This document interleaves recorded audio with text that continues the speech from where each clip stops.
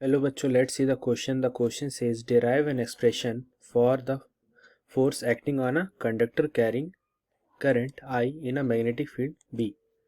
तो इस क्वेश्चन में हमारा की कॉन्सेप्ट होगा लॉरेंस फोर्स लॉ।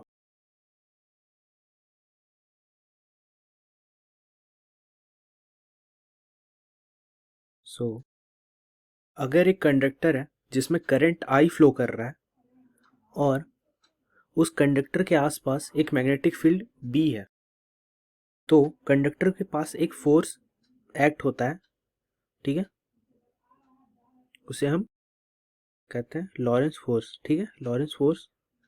तो लॉरेंस फोर्स लॉ कहता है कि एक मूविंग चार्ज पर जो फोर्स लगता है उसका फॉर्मूला होता है F is equals to Q into V into B। अब अगर करंट कैरिंग कंडक्टर के लिए देखें तो सोचो एक स्ट्रेट कंडक्टर है जिसकी लेंथ L है, ठीक है, उसका लेंथ L है और उस पर करंट I फ्लो कर रहा है और करंट I चार्ज का फ्लो है पर यूनिट टाइम। अगर डेल्टा Q अगर डेल्टा Q चार्ज है जो टाइम डेल्टा टी में कंडक्टर से पास होता है, तो हम लिख सकते हैं I is equals to Q by T होता है। तो यहाँ पे होगा delta Q upon delta T.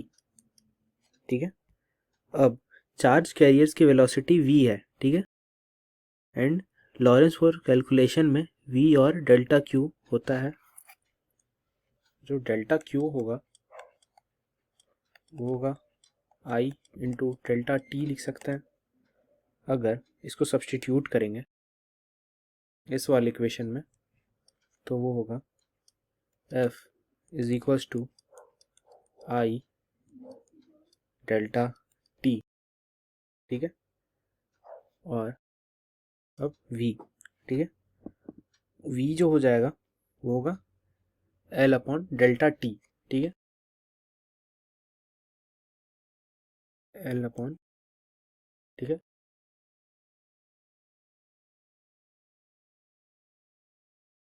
And B as it is. अब अगर इस एक्सप्रेशन को सिंप्लीफाई करेंगे तो होगा F is equals to I into L into B।